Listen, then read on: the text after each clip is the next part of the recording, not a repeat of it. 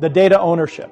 Well, again, I've said kind of all along that the owner of the data here is one of the most important aspects of a data classification program. You have to know who that owner is. Ultimately, the business owners are probably the person who's most responsible for that data. But what you see frequently in companies is this battle between IT, security, and the business side of the house, be it business operations or whoever, about who owns the data.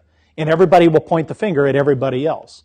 Well, to address that, your data classification policy should say that IT and security, well, those are custodians of the data, but whoever created that data to begin with, they're the owner. They're the ones who know what that data is. They know the impact of the loss of that data, and they can speak to that. The IT guys and the security guys probably can't. But what you end up with then is a shared responsibility between the real owner of the data and the custodians or the users of it. And of course, everybody's responsible for the protection of that data, but again, one belly button for understanding what that data is, and that's the owner. So they essentially have final responsibility for data protection. They need to be able to define what the classification levels are of the information. They're responsible for marking that information as it gets created. They review that assignment, the classification assignment, as time goes by, and they make sure that, is this information still top secret? Or is it now just, unclassified information? And then data protection itself, they're the ones who say, okay, security, I need this level of protection on this, and I need your help to do this.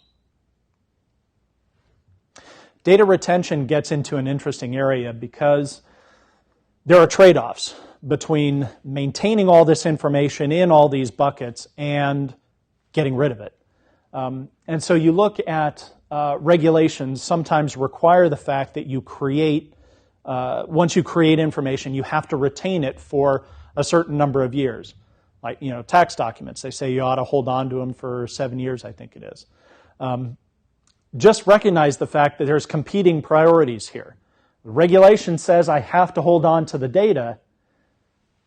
My due diligence says I really ought to delete that data because I don't need it anymore, and I don't use it, and it's a risk to me by leaving it up there on the file server.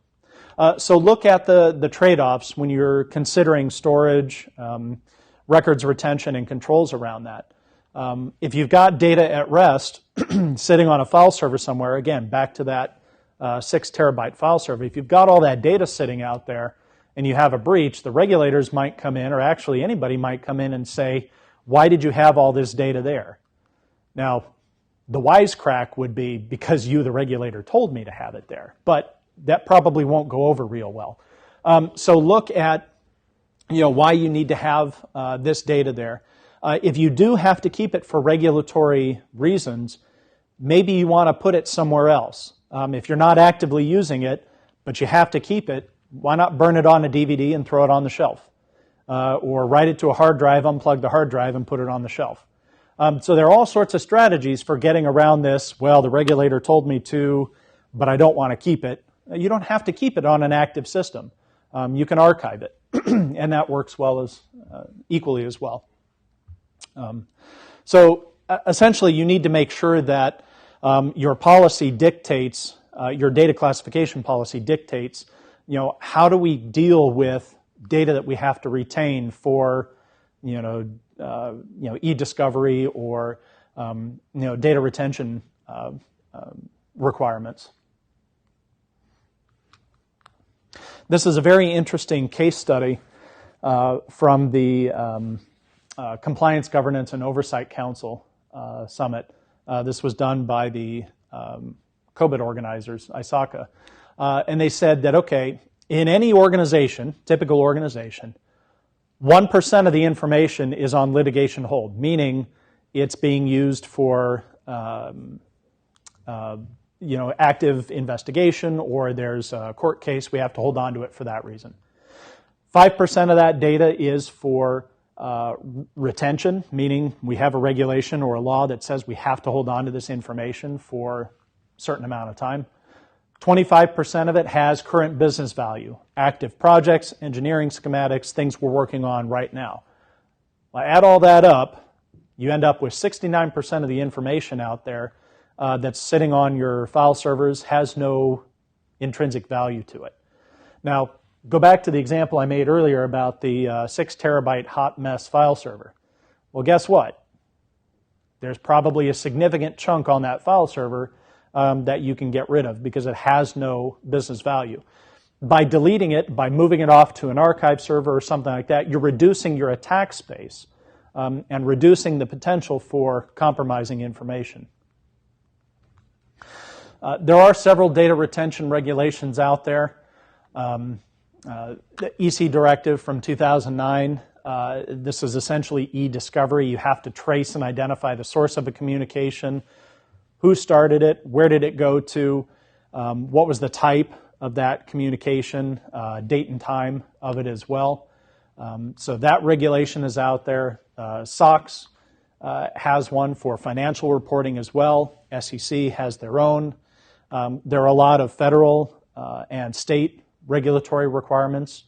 And then on top of all of this, you might have additional requirements as an organization, business process or business policy that says we have to hold on to this data because it's important for whatever reason. So what you're left with is, again, just kind of like the privacy morass. You have this big pile of data retention regulation that you might have to be in compliance with. And so you've got to navigate all that and say, all right, what do I need to keep? How long do I need to keep it? And then apply the security context to that. Where do I keep it? Can I do it here? Can I put it somewhere else, on an archive server, or can I just burn it to a disk or write it to tape and, send it off to Iron Mountain or something like that? Some considerations if you're going to think about doing data retention yourself. There's always the cost of storage. With cost of storage getting so low now, it's almost irrelevant. But do think about, if I've got 6 terabytes of data to store, can I go out and buy a $1,000 SAN and put that in there and hold on to that information? Well, that probably is a much better idea than keeping 6 terabytes on your file server where anybody and everybody can get into it. Think about your risk from continuity perspective. If you've got to retain records, are you keeping multiple copies of it if it is really that important? And then think about the inherent aggregation. If I've got all of this data sitting out somewhere, can I pull together my project files that I've archived from 2 years ago, combine it with something innocuous that I found today, and come up with a bigger picture of what you're actually doing, or a more sensitive picture of that? Think about who owns the retained data, who's doing the inventory process on that. Think about, okay, I've got to have access to this archive somewhere. How do I do that? Does it have to go through legal? Is there a process in place that I have to meet to get access to that data? Maybe there are contractual obligations as well that you have to account for, and things like specific company or specific business unit or business line needs that have to be met as well. So finally, I'll leave you with this slide that says data retention policy content. Some of the things that you might want to consider here are, again, why do you have this policy? What are the categories? Who assigns those categories? Who the data owner is? What is the process for assigning categories to data? How do you make sure that data has a particular category assigned to it or classification assigned to it? Who's involved in this process? And then how do you make sure that you're actually meeting your retention requirements for whatever the time frame might be? So all of that information, there's a reason this list is so big. It's because data retention's not kind of like privacy, it's a sticky subject if you don't navigate it well.